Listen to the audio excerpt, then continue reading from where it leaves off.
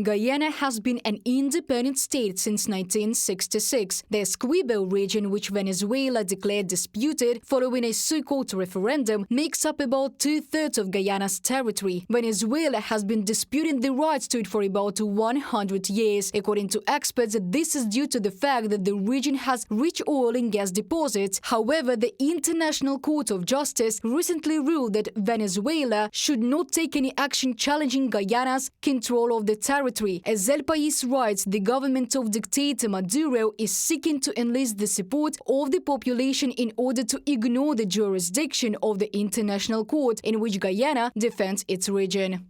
It is not clear if Venezuela will completely abandon the defense of the case before this UN body, which would further isolate the country, or if it will continue to attend the hearings and present the counter memorial scheduled for April 2024 in a judicial process that is far away from being resolved. From a publication by El País. On December the 5th, Venezuelan President Nicolas Maduro declared the Essequibo region of Guyana the 24th state of Venezuela and ordered the release of new maps of the country. He also announced the usage of oil in the area. Guyanese President Ifan Ali said such actions by Venezuela constituted a direct threat to his country. According to him, Guyana will respond by relying on international partners and is even considering the idea of establishing military bases with foreign support. As I made clear from the date the referendum was first announced, this is a direct threat to Guyana's territorial integrity,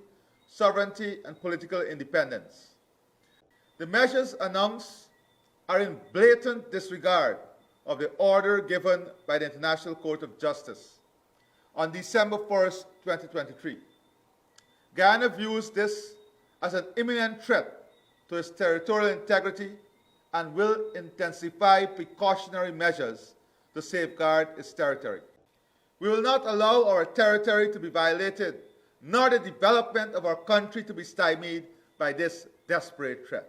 According to experts, there are several versions of why President Maduro renewed Venezuela's claims to this territory. Firstly, the discovery of significant oil and gas reserves there, and secondly, the escalation of the conflict between the two states opens up the possibility of introducing martial law, which will allow the government to postpone the presidential elections in 2024. Maduro decided to change and issue arrest warrants against opposition members who, according to him, are spies working for Guyana. In other words, this is a conflict that is growing and flaring up. Therefore, there is a danger that it could develop into a military confrontation. In a conversation with Guyanese President Ifan Ali, U.S. Secretary of State Antony Blinken declared the United States' full support for Guyana's sovereignty. The secretary reiterated the United States' call for a peaceful resolution to the dispute and for all parties to respect the 1899 arbitral award determining the land boundary between Venezuela and Guyana, unless or until the parties reach a new agreement or a competent legal body decides otherwise. From the statement by U.S. Department of State.